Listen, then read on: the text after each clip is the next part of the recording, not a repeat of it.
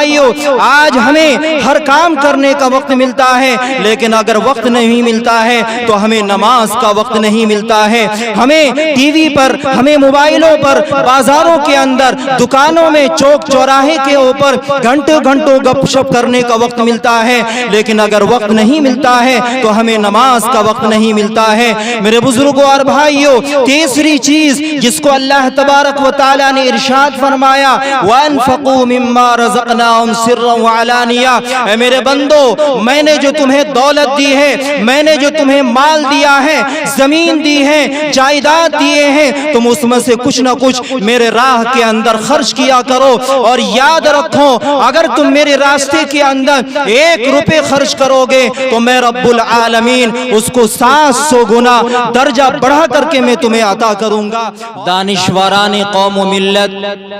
اور میرے سامنے تشریف فرما محترم سامعین کرام، پردہ نشی میری عزت دار ماں اور بہنیں، ابھی میں نے آپ حضرات کے روبرو قرآن کریم کی ایک آیت کریمہ کی تلاوت کا شرف حاصل کیا ہے، جس آیت کریمہ کے اندر اللہ رب العزت والجلال اپنے بندوں سے خطاب فرماتے ہیں کہ اے میرے بندوں، تم اس دنیا کے اندر تجارت کرتے ہو، کاروبار کرتے ہو، بزنس کرتے ہو، تمہیں اپنی تجارت اور کاروبار کے اندر کبھی نفع بھی ہوتا ہے، کبھی نقصان بھی ہوتا ہے، لیکن کبھی تم میرے ساتھ بھی تجارت اور بزنس کر لیا کرو، اور یاد رکھو میرے بندو، تم جو مجھ سے تجارت کرو گے، مجھ سے جو تم کاروبار اور بزنس کرو گے، یہ ایسی تجارت اور بزنس ہوگی جس کے اندر 101% کامیابی ہی کامیابی ہوگی، اس کے اندر نقصان کا اور گھاٹے کا کوئی ذرہ برابر بھی شائبہ اور شک کی کوئی گنجائش نہیں ہے۔ ہم نے اللہ سے درخواست کی، اے اللہ، آپ سے تجارت کیسے ہو سکتی ہے، آپ سے ہم کیسے کاروبار کر سکتے ہیں؟ اللہ تبارک و تعالی جواب دیتے ہیں، میرے بندو، اگر تم مجھ سے تجارت اور کاروبار کرنا چاہتے ہو تو تمہیں اپنی زندگی کے اندر 3 کاموں کو شروع کرنا پڑے گا، 3 کاموں کو اپنی زندگی کے اندر لانے کی کوشش کرنی پڑے گی۔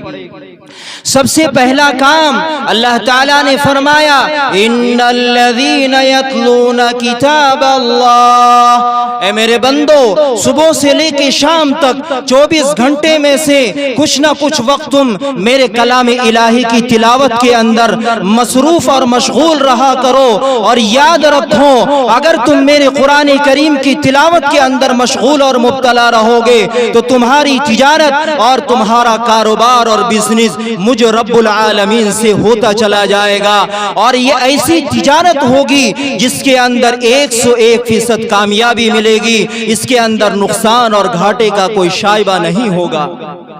میرے بزرگوں اور بھائیوں، قرآن کریم اللہ تبارک و تعالی کی طرف سے نازل کردہ ایک واحد کتاب ہے کہ اگر بندہ قرآن کریم سے جتنی زیادہ دوستی کرتا چلا جائے گا، جس بندے کا تعلق اور جس بندے کا شمپر قرآن کریم سے جتنا زیادہ ہوتا چلا جائے گا، اس بندے کی دوستی اور اس بندے کا تعلق رب العالمین سے اتنا زیادہ ہوتا چلا جائے گا۔ آپ نے نام سنا ہوگا، ایک بہت بڑے امام ہیں سیدنا امام احمد ابن حنبل رحمت اللہ علیہ، ایک رات نیند میں ہیں، سو رہے ہیں اور اللہ تبارک و تعالی کا خواب کے اندر دیدار کرتے ہیں۔ میرے بزرگوں اور بھائیوں،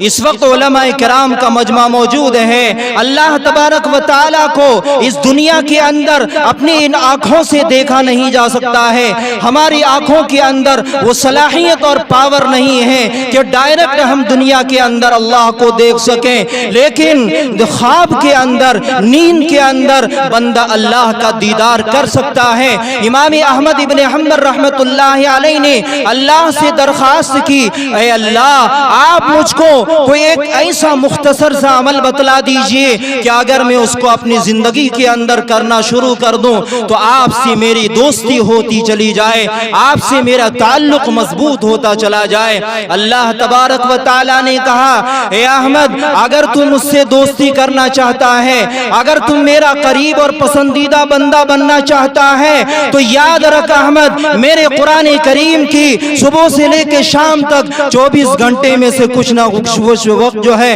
تلاوت کے اندر مشغول رہا کر۔ اگر تم میرے قرآن کی تلاوت میں مشغول رہے گا تو تیری دوستی اور تیرا تعلق مجھ سے ہوتا چلا جائے گا۔ میرے بزرگوں اور بھائیوں، آج افسوس کے ساتھ ہمیں یہ کہنا پڑتا ہے، آج مسلمان کے پاس ہر کام کرنے کا سمے اور وقت موجود ہے۔ ہمیں اور آپ کو دکان میں جانے کا وقت ملتا ہے، ہمیں بازار میں جانے کا وقت ملتا ہے، ہمیں آفس میں رہنے کا وقت ملتا ہے، ہمیں گپ شپ کرنے کا وقت ملتا ہے، لیکن اگر وقت نہیں ملتا ہے، اگر سمے نہیں ملتا ہے تو قرآن کریم کی تلاوت کا سمے اور وقت نہیں ملتا ہے۔ میرے بزرگوں اور بھائیوں، قرآن کریم ایک واحد اور انقلابی کتاب ہے جس نے 23 سال کی مختصر سی مدت کے اندر پوری دنیا کے اندر انقلاب برپا کر دیا۔ اور قرآن کریم ایک ایسا معجزہ والی کتاب ہے کہ عرب کے بڑے سے بڑے فصحا اور بلغا اور شعراء قرآن کریم کے سامنے گھٹنے ٹیکنے کے اوپر مجبور ہو گئے۔ یہ کتاب آپ کے پاس اور ہمارے پاس موجود ہے۔ اللہ تبارک و تعالی ارشاد فرماتے ہیں وَيُقِيمُونَ الصَّلَاةَ، اگر تم مجھ سے تجارت کرنا چاہتے ہو تو دوسرا کام تمہیں یہ کرنا ہے کہ تمہیں 5 وقت نماز کا اہتمام کرنا ہے۔ میرے بزرگوں اور بھائیوں، نماز اللہ تبارک و تعالی کی طرف سے ہر مومن عاقل و بالغ مرد و عورت کے اوپر فرض قرار دی گئی ہے۔ نماز ایک ایسی چیز ہے کہ اللہ تبارک و تعالی اس کے اندر ہر خیر اور بھلائی کو چھپائے رکھا ہے۔ حدیث پاک کے اندر ہم سب کے آقا و مولا جناب رسول اللہ صلی اللہ علیہ وسلم نے ارشاد فرمایا، من ترک الصلاة متعمدا فقد کفر، کہ جو آدمی جان بوجھ کر بلا کسی عذر شرعی کے نماز کو چھوڑ دیتا ہے فقد کفر، گویا کہ اس نے کافروں والا عمل کر لیا ہے۔ میرے بزرگوں اور بھائیوں، آج ہمیں ہر کام کرنے کا وقت ملتا ہے، لیکن اگر وقت نہیں ملتا ہے تو ہمیں نماز کا وقت نہیں ملتا ہے۔ ہمیں ٹی وی پر، ہمیں موبائلوں پر، بازاروں کے اندر، دکانوں میں، چوک چوراہے کے اوپر گھنٹوں گھنٹوں گپ شپ کرنے کا وقت ملتا ہے، لیکن اگر وقت نہیں ملتا ہے تو ہمیں نماز کا وقت نہیں ملتا ہے۔ میرے بزرگوں اور بھائیوں، تیسری چیز جس کو اللہ تبارک و تعالی نے ارشاد فرمایا، وَأَنفَقُوا مِمَّا رَزَقْنَاهُمْ سِرًّا وَعَلَانِيَةً، اے میرے بندو، میں نے جو تمہیں دولت دی ہے، میں نے جو تمہیں مال دیا ہے، زمین دی ہے، جائیداد دیے ہیں، تم اس میں سے کچھ نہ کچھ میرے راہ کے اندر خرچ کیا کرو۔ اور یاد رکھو، اگر تم میرے راستے کے اندر 1 روپے خرچ کرو گے تو میں رب العالمین اس کو 700 گنا درجہ بڑھا کر کے میں تمہیں عطا کروں گا۔ اور حدیث پاک کے اندر آتا ہے، آقا مدنی جناب رسول اللہ صلی اللہ علیہ وسلم ارشاد فرماتے ہیں، الصدقۃ تطفئ البلاء، اور دوسری حدیث کے اندر ارشاد فرمایا گیا ہے کہ صدقہ اللہ کے غضب کو ختم کر دیتا ہے، دور کر دیتا ہے۔ میرے بزرگوں، یہ 3 کام ہیں، نمبر 1 کلام الہی کی تلاوت، اور نمبر 2 اقامت صلاۃ، اور تیسری چیز ہے انفاق فی سبیل اللہ، اللہ کے راستے کے اندر کچھ نہ کچھ ہمیں خرچ کرتے رہنا ہے۔ اگر یہ 3 کام کوئی بندہ کر لیتا ہے تو اس کی دوستی اور اس کی تجارت اور اس کا تعلق اللہ تبارک و تعالی سے ہوتا چلا جائے گا۔ میرے بزرگوں اور بھائیوں، قرآن کریم آج سے 1450 سال پہلے اللہ رب العزت والجلال نے ہم سب کے آقا و مولا جناب رسول اللہ صلی اللہ تعالی علیہ وسلم کے اوپر نازل فرمایا تھا، اور حضور کے اوپر جو اللہ نے قرآن قرآن کو نازل فرمایا اور حضور نے صحابہ کرام رضی اللہ عنہم اجمعین کو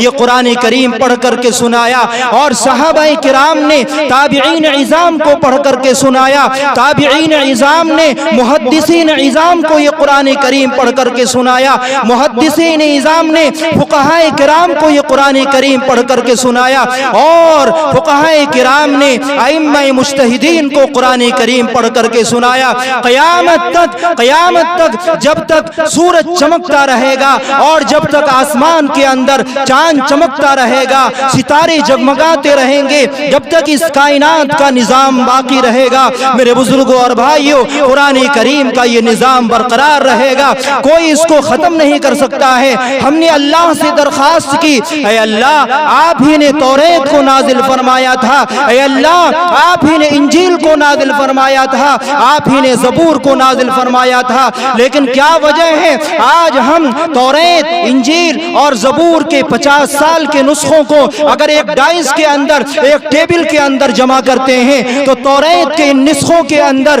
اتنا ہمیں فرق ملتا ہے جتنا کہ آسمان اور زمین کے درمیان فرق ہوتا ہے۔ اے اللہ یہ قرآن کریم بھی آپ ہی نے نازل فرمایا، یہ قرآن کریم کیسے محفوظ رہے گا؟ اللہ تبارک و تعالی نے کہا انا نحن نزلنا الذکر وانا لہ لحافظون۔ اے بندو تمہیں گھبرانے کی ضرورت نہیں ہے، تمہیں پریشان ہونے کی ضرورت نہیں ہے، قرآن کریم کو ہم نے نازل کیا ہے اور قرآن کریم کی حفاظت کی ذمہ داری بھی میری ہی ہے، لہذا تمہیں ٹینشن اور گھبرانے کی ضرورت نہیں ہے۔ وقت ہو چکا ہے اور اس وقت آپ کے روبرو حضرت اقدس حضرت مولانا ممتاز عالم صاحب متظلہ العالی تشریف لا چکے ہیں، حضرت کا قیمتی بیان بھی ہونا ہے۔ میں ناچیز آپ کے اس درمیان حائل ہو چکا، بس 2 منٹ کے اندر میں ایک بات کہہ کر کے اپنی تقریر کو ختم کروں گا اور اپنی جگہ لوں گا۔ علماء دیوبند کے سرخیل شیخ الہند حضرت مولانا محمود حسن دیوبندی رحمت اللہ علیہ، دارالعلوم دیوبند جو ایشیا کا سب سے بڑا مدرسہ ہے، اس کے سب سے پہلے اسٹوڈنٹ اور طالب علم حضرت مولانا محمود حسن دیوبندی رحمت اللہ علیہ، ان کو انگریزوں نے ان کے خلاف فتویٰ دینے کی وجہ سے مالٹا کی جیل کے اندر بھیج دیا۔ حضرت شیخ الہند رحمت اللہ علیہ 3 سال تک جیلوں کی سلاخوں کے پیچھے تکلیفوں اور سزاؤں کو برداشت کرتے رہے، اور 3 سال کی تکلیف اور سزاؤں کو برداشت کر کے جب ہندوستان رہا ہو کر کے آتے ہیں، بمبئی کے ساحل کے اوپر ان کا جہاز جب اترتا ہے تو بڑے بڑے وقت کے علماء کرام، محدثین، مشائخ اور اسی طریقے سے دانشوران قوم و ملت اور مہاتما گاندھی، جواہر لال نہرو، بڑے بڑے ہندو لیڈر، مسلم لیڈر، دانشوران عظام اور مرد عورتیں سب پھول کا مالا لیے ہوئے حضرت کو پوشی مالا لگانے کے لیے جو ہے پہنچتے ہیں کہ یہ کون سی شخصیت ہے، یہ کون سا بندہ ہے کہ جس نے انگریز کے خلاف جو ہے لڑنے کے لیے انہوں نے جیل کی سلاخوں کے پیچھے سزاؤں اور تکلیفوں کو برداشت کیا ہے۔ حضرت نے فرمایا کہ بھائیو بزرگوں، میں تمہارے لیے 3 سال تک وہاں سزاؤں کو برداشت کرتا رہا، اور میں تہجد کے اندر اٹھ کر کے اللہ کے سامنے مناجات کرتا رہا، روتا رہا، گریہ وزاری کرتا رہا، اللہ سے کہتا رہا اے اللہ یہ امت جو اس دنیا کے اندر سربلندی حاصل کرنے کے لیے آئی تھی، دنیا کے اندر حکومت کرنے کے لیے آئی تھی، لیکن اے اللہ کیا وجہ ہے آج یہ امت دنیا کے اندر ذلیل و خوار ہو رہی ہے؟ اللہ تبارک و تعالی نے میرے اوپر یہ حال طاری کیا و کشف فرمایا کہ امت مسلمہ کی تباہی اور زوال کا جو سبب ہے، 2 سبب ہے۔ پہلا سبب یہ ہے قرآن کریم سے دوری، اور دوسرا سبب ہے اتحاد و اتفاق کا ختم ہونا۔ میرے بزرگوں، اس مختصر وقت کے اندر میں آپ کو یہ بات کہوں گا کہ اگر آپ دنیا کے اندر عروج چاہتے ہیں، ترقی اور بلندی اور سربلندی چاہتے ہیں، تو قرآن کریم سے اپنے آپ کو مربوط کر لیجئے، اپنا تعلق جوڑ لیجئے اور اتحاد و اتفاق کو اپنی زندگی کے اندر داخل کر لیجئے۔ اللہ تبارک و تعالی ہم سب کو کہنے سننے سے زیادہ عمل کرنے کی توفیق عطا فرمائے۔ وآخر دعوانا ان الحمد للہ رب العالمین۔